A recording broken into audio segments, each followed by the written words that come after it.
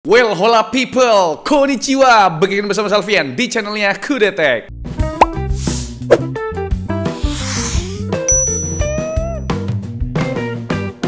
Kayaknya bre, kalau laporan keuangan tiap brand laptop dibuka ke publik, penjualan produk di rank harga 10 jutaan jadi yang paling laris sih kayaknya ya. Kenapa bisa aku bilang demikian ya bre? Coba dah kalian perhatiin ya, kayaknya semua brand laptop rela tempur berdarah-darah di rank harga 10 jutaan. Beda sama rank harga lain yang terkadang ada satu atau dua brand yang nggak ikutan nyemplung di rank itu. Saking basahnya inilahan yang 10 jutaan, Asus dan Acer yang merupakan salah dua top global per laptopan ngerilis line up baru buat tempur di rank harga 10 jutaan. Dan kali ini Acer ngerilis laptop yang kita pribadi cukup penasaran, yaitu Acer Aspire 7 Pro. Ini bakal menarik karena laptop ini nggak terlalu kelihatan banget sebagai laptop gaming bre. Acer Aspire 7 Pro ini ditenagai prosesor Intel Core generasi ke-12 H-series dan juga GPU dari GeForce RTX 3050. Sebenarnya tahun lalu ada seri Aspire 7 juga yang secara spesifikasi mirip, cuma beda di GPU-nya bre. Yang Aspire 7 Pro ini sekarang udah pakai RTX 3050, sedangkan yang Aspire 7 tahun lalu masih pakai GTX 1650. Tapi sebelum ngebahas lebih jauh lagi spesifikasinya, kita intip dulu dah. Gimana sih tampilan dari Acer Aspire 7 Pro ini? Kalau kata pihak Acer, Pro di sini berarti productivity. Tapi kalau kita lihat sekilas, lah kok kayak laptop gaming? Kesan gaming pertama ada di back covernya yang nggak polosan. Ada tarikan garis yang biasanya cuma bisa kita lihat di sebuah laptop gaming bre. Kesan gaming kedua, coba kalian lihat bokongnya. Laptop productivity mana yang ada percolokannya di sisi belakang. Gak cuma itu, percolokan Aspire 7 Pro juga jadi yang paling lengkap di sebuah laptop productivity bre. Tersebar rata di tiga sisi ya, saking lengkapnya. Bahkan ada dua port buat display tambahan. Port USB juga melimpah di sini. Ada dua buah port USB Type-C dan dua buah port USB Type-A. Dan ada satu port yang keberadaannya jarang kita jumpai di sebuah laptop productivity, yaitu port LAN. Ditambah slot micro SD reader. Komplit banget kan? Udah gitu lubang exhaustnya ada 4 pula. Kurang gaming apa lagi di laptop. Kalau misalkan belum cukup, lihat nih backlit keyboardnya. Sekali lagi, laptop productivity mana yang backlit keyboardnya RGB?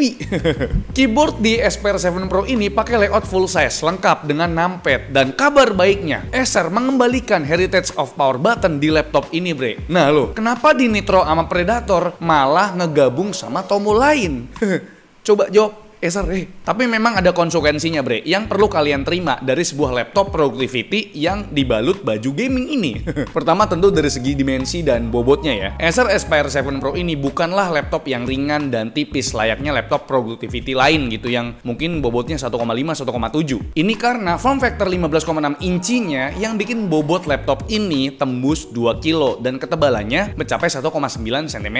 Sebenarnya ya fair-fair aja lah bobot segini. Toh rata-rata laptop gaming itu bobotnya 2,5 kg. Terus buat layar pun lebih mirip laptop gaming pada umumnya yang lebih fokus ke spesifikasi. Layar di sini berukuran 15,6 inci dengan resolusi Full HD 1920x1080p dan 144 Hz refresh rate. Yang sayangnya nggak bisa dibuka rata 180 derajat nih. Di spek sheetnya tertulis sih pakai panel IPS bre, tapi coverage gambutnya masih kurang nih, cuma 66% sRGB. Kalau minimum brightness-nya cukup redup di bawah 20 nit dan angka maksimum brightness-nya udah tembus 300-an nits. Sedangkan angka rasio kontrasnya udah di atas standar panel IPS ya, tapi kalau gambut sRGB-nya segini tetap kurang sih ya, apalagi buat keperluan editing foto ataupun video yang perlu banget keakuratan warna. Ya kita perlu terima lah ya bahwasannya laptop gaming di harga 10 jutaan ini jarang banget dikasih panel dengan gambut sRGB yang perfect bre. Oke, kalau webcamnya gimana tuh? Ternyata memang ngikutin standar laptop gaming pada umumnya ya, yang dibekali webcam dengan kemampuan yang rekam video up to 720p 30 fps. Dan berikut untuk sampel kualitas webcamnya bre. Dan berikut ini adalah kualitas dari webcam Acer Aspire 7 Pro. Dan sayangnya ini masih di resolusi 720p 30 fps. Jadi menurut kalian gimana bre kualitas webcamnya? Sekarang kita bahas baterainya kali ya. Untungnya anjing malah nyanyi ya.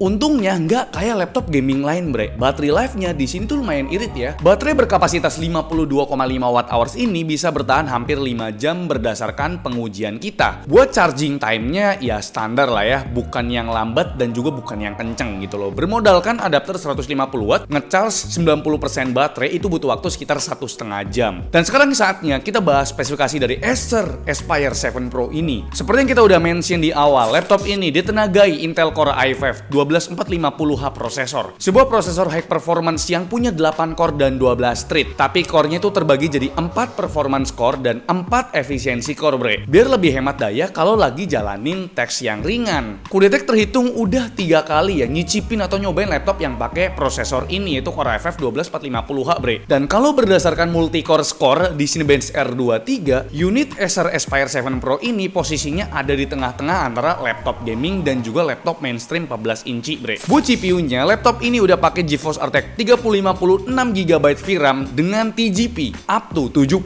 watt, bre. Walau secara grafik score masih kalah dari RTX 3050 di unit LOQ15, setidaknya kita udah punya sebuah laptop productivity tapi dengan kemampuan gaming yang mumpuni. Karena RTX 3050 udah dibekali teknologi ray tracing generasi kedua dan juga DLSS generasi ketiga. Dan jangan lupakan juga kemampuan AI-nya, karena memang RTX 3050 udah dibekali Tensor Core, bre, yang menurut pengujian kami pakai Stable Diffusion di Procyon sanggup generate sebuah gambar dalam waktu 10,3 detik atau sekitar 6 gambar per menit. Kita juga tes buat generate text di LM Studio bisa dapat 8,56 token per second. Prosesor dan GPU-nya memang terdengar mantep ya buat sebuah laptop 10 jutaan. Gimana buat komponen lainnya, bre? Seperti yang udah kita duga sebelumnya, bre, aspek memori kena efisiensi. RAM di sini masih pakai DDR4 dan secara default cuma dikasih satu keping 8GB DDR4 3200 MHz atau mega transfer per second. Tapi tenang aja, karena ini SODIMM dan DDR4, kalian bisa upgrade sendiri sampai kapasitas 32GB dual channel. Sedangkan buat storage-nya memang di sini udah pakai M.2 NVMe SSD PCIe generasi keempat berkapasitas yang udah cukup besar di 512GB. Tapi sayangnya, bre, transfer speed-nya cuma segini ya. Untungnya di board ini masih ada satu slot M.2 SSD buat keperluan upgrade storage nih. Tadi udah sedikit mention kemampuan AI dari laptop ini ya. Sekarang kita lanjut ngebahas kemampuan produktivitas dan kemampuan gamingnya, bre. Produktivitasnya dulu dah. Kalau buat belajar 3D udah bisa, bre. Soalnya kalau di aplikasi Blender bisa pakai render optik. Kita tes render scene BMW butuh waktu sekitar 27 detik. Kalau buat editing video jelas lancar ya. Kalau mau ngedit konten video 4K, previewnya ya diturunin minimal ke 1/4 biar agak smooth tuh previewnya. Kalau cuma buat ngedit konten 1080p, preview full nggak apa-apa, bre. Tetap satset tanpa kendala, aman aja. Buat render time-nya, video 4K durasinya 1 menit butuh waktu 50 detik. Sedangkan video 1080p durasinya 1 menit bisa dirender dalam waktu 16 detik aja. Oke, sekarang kita lanjut ke kemampuan gamingnya, bre. Total ada 12 game yang kita tes biar kalian bisa nilai sendiri dari laptop ini ya. Apakah ini laptop gaming atau laptop productivity? Tentu kita tesnya di resolusi native-nya itu 1080p di kondisi ruangan ber-AC dengan suhu ruangan sekitar 26 derajat Celcius. Laptopnya nggak kita pakein cooler, tapi kita pakai stand laptop biar airflow-nya lebih lancar pastinya. Oke, kita mulai dari game Black Myth Wukong. Sayangnya di game ini nguras RAM banget ya. 8GB RAM yang ada di laptop ini bikin sering drop FPS. Padahal dari angka rata-rata FPS-nya udah bagus loh, dapat 58 FPS. Lanjut game Cyberpunk 2077. Kalau pakai DLSS quality rata-ratanya tembus 71 FPS, sedangkan performa native-nya ada di kisaran 60-an FPS. Game ketiga ada God of War. Ini game masih berat ya buat laptop ini hasilnya. Cuma dapat 52 FPS buat rata-ratanya, tapi menurutku itu masih lancar sih. Game keempat ada Assassin's Creed Mirage. Kita tes di 2 preset, bre. Kalau di preset medium pas-pasan banget di 60 FPS, sedangkan kalau turun ke preset low rata-rata FPS-nya ada di 70-an FPS. Masih di Ubisoft Family, kita tes Far Cry 6 di 2 preset juga ya. Main di preset medium udah mepetin 70 FPS, sedangkan kalau main di preset high pas-pasan banget di 60 FPS, bre. Lanjut game ketujuh ada Horizon Zero Dawn. Kita tes di preset high baik performa native ataupun performa upscale, sama-sama udah playable di atas 60-an FPS. Kita juga coba tes game racing yaitu Forza Horizon 5. Di sini kita tes pakai 2 preset juga ya. Kalau main di preset medium ternyata masih belum tembus 100-an FPS rata-ratanya. Sedangkan di preset high dapat rata-rata di 82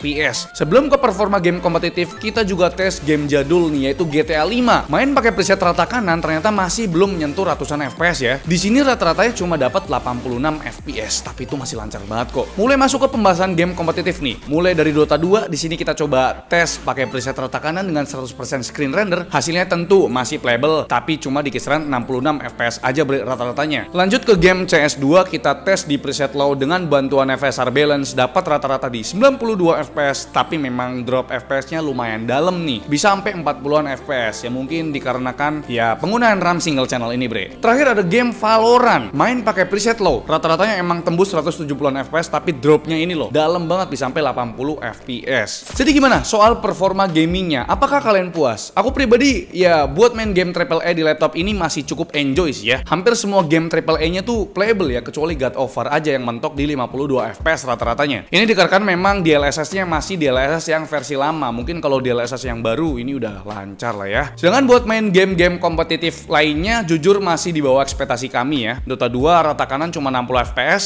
Mungkin ya screen rendernya diturunin ya, atau ya kalian bisa upgrade aja ke 16 GB dual channel RAM-nya biar makin lancar lagi, bre. Sebagai penutup, kita bahas soal persuhuan duniawi sekalian sama angka-angka powernya lah ya. Tapi sebelum itu kita lihat dulu cooling sistemnya yang ada di Acer Aspire 7 Pro ini. Waduh, mantep juga nih ya cooling sistemnya. Konfigurasinya terdiri dari 4 buah heat pipe, 2 buah kipas, dan 2 buah heatsink yang pembuangan panasnya tersebar di 4 titik. Finishingnya pun rapih ternyata ya, di coating full hitam begini, bre. Dalam kondisi idle, suhu prosesor ada di 41 derajat Celcius dengan TDP cuma 3 watt aja berkat kehadiran efisiensi core tadi, bre. Buat data suhu dan power VGA tidak tersedia alias 0 karena di laptop ini ada Nvidia MUX switch yang bakal secara pintar ngalihin sumber displaynya ke iGPU ketika idle. Kalau buat penggunaan gaming kita ambil sampel main Cyberpunk 2077 aja, suhu maksimal prosesor bisa menyentuh 93 derajat Celcius tapi stabilnya sih ya di 80 derajat Celcius, bre. Dengan TDP sekitar 45 watt. Sedangkan suhu VGA-nya mentok cuma di 72 derajat Celcius aja dengan TGP di 60 watt. Apakah suhu segini mengkhawatirkan? Wajar aja ngelihat suhu segitu ya kalian cemas-cemas deh ya kan. Tapi tenang aja, bre, TG Max dari Core i5 12450H ada di angka 100 derajat Celcius. Lagi pula suhu 93 derajat Celcius itu cuma lonjakan aja yang terjadi sesekali doang. Karena rata-rata bisa kalian lihat sendiri ya, masih di 85 derajat Celcius, bre. Biar nggak terlalu cemas, coba dah kita lanjut ngelihat suhu permukaannya. Buat suhu permukaannya kita coba rekam pas running benchmark game Black Myth Wukong. Terlihat area palm rest dan touchpad itu masih adem ya. Kalau naik ke area keyboard, yang adem cuma area kanan kiri yang di dekat kipas. Kalau yang tengah bisa tembus 45 derajat Celcius yang buatku pribadi udah hangat-hangat ganggu sih ya buat jari. Sedangkan titik hotspotnya terletak di area atas F7 sampai F12, bre. Ini bisa tembus 50 derajat Celcius. Terus kita rekam juga pas rendering test, terlihat suhu keyboard udah lebih adem. Area tengahnya cuma mentok di 41 derajat Celcius dan titik hotspotnya juga jauh lebih adem daripada penggunaan gaming tadi. Cuma di kisaran 45 derajat Celcius aja, bre. Jadi bisa disimpulkan kalau penggunaan heavy load kayak gaming emang agak anget, tapi kalau cuma buat productivity macam rendering video, kalian bisa lihat sendiri tadi kan. Terakhir kita coba mau mention hal-hal yang mungkin kelewatan. Speakernya di sini tentu udah stereo yang mengarah ke bawah. Buat sound quality-nya bukan yang gimana-gimana alias so-so aja atau standar aja. Dan berikut untuk sampel speakernya.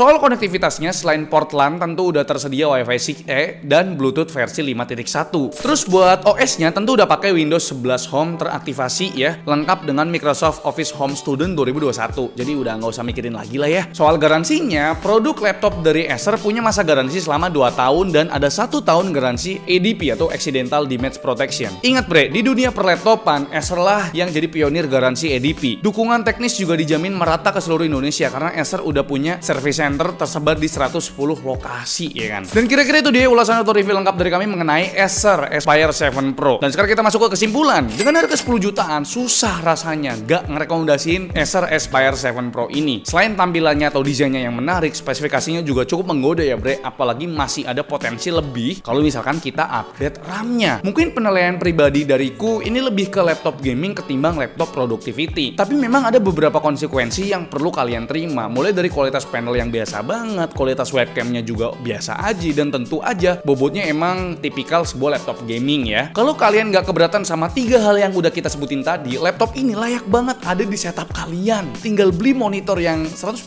sRGB, udah mantep tuh. Jadi itu dia video dari kami. Like video ini kalau kalian suka, dislike kalau kalian jelek banget, dan jangan lupa untuk tekan tombol subscribe yang warna putih karena bukan warna merah lagi. Saya Alfian selaku host di channel mengucapkan terima kasih. Sampai jumpa di video selanjutnya. Bye bye.